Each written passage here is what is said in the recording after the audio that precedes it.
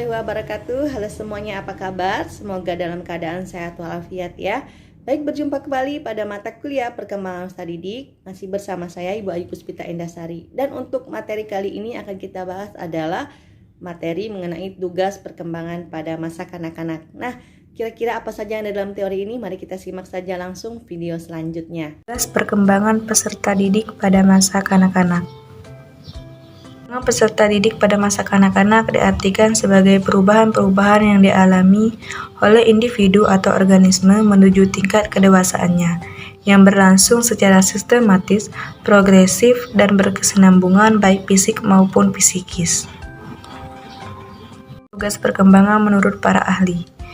Yang pertama, menurut Hafigus, tugas perkembangan adalah tugas-tugas yang harus diselesaikan individu pada fase-fase atau periode kehidupan tertentu, dan apabila berhasil mencapainya, mereka akan berbahagia, tetapi sebaliknya apabila mereka gagal akan kecewa dan dicela orang tua atau masyarakat, dan perkembangan selanjutnya juga akan mengalami kesulitan.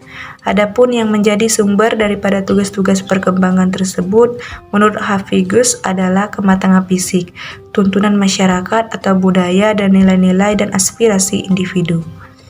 Menurut Harlock tahun 1981 menyebut tugas-tugas perkembangan sebagai social expectation, yang artinya setiap kelompok budaya mengharapkan anggotanya menguasai keterampilan tertentu yang penting dan memperoleh pola perilaku yang disetujui oleh berbagai usia sepanjang rentang kehidupan.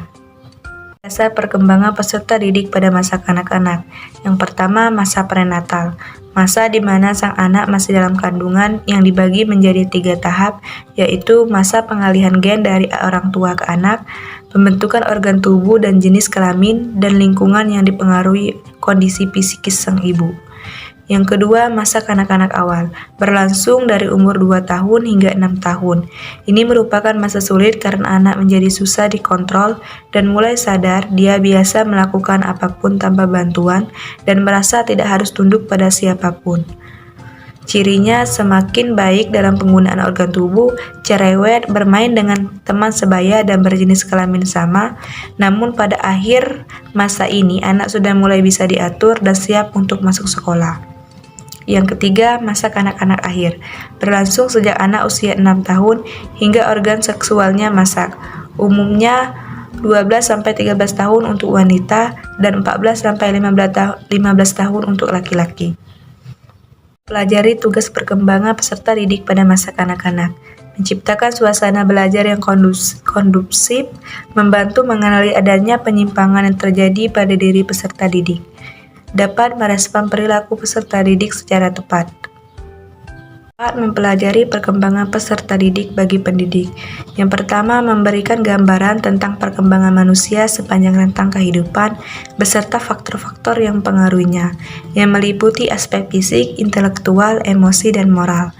Yang kedua, memberi gambaran tentang bagaimana proses pembelajaran yang tepat sesuai dengan tahapan perkembangan peserta didik. Prinsip-prinsip perkembangan peserta didik pada masa kanak-kanak. Anak sebagai individu mengalami perkembangan yang tiada henti-hentinya. Pemahaman baik tentang perkembangan anak akan membantu pendidik untuk memberi perlakuan yang benar kepada anak-anak. Perkembangan anak pada dasarnya merupakan perubahan-perubahan yang terjadi dalam seluruh aspek yang ada dalam diri anak, seperti aspek fisik, aspek sosial, kognitif berpikir, maupun aspek spiritual.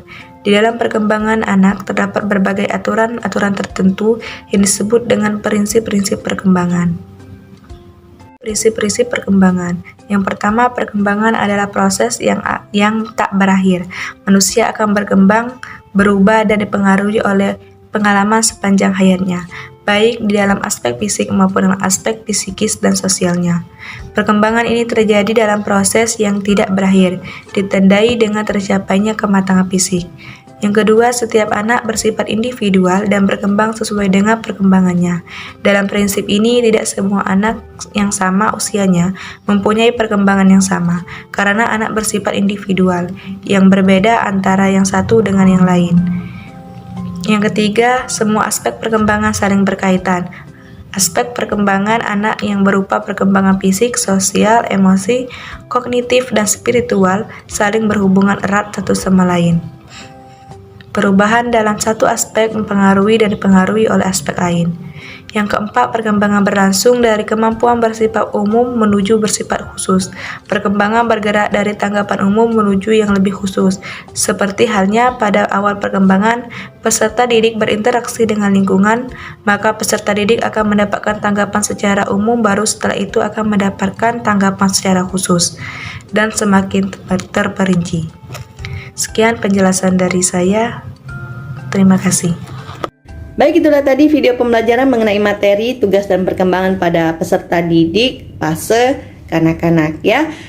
Semoga kalian dapat memahami dan mengerti dengan video yang sudah dijelaskan tadi. Terima kasih atas perhatiannya dan sampai berjumpa kembali di video selanjutnya. Assalamualaikum warahmatullahi wabarakatuh.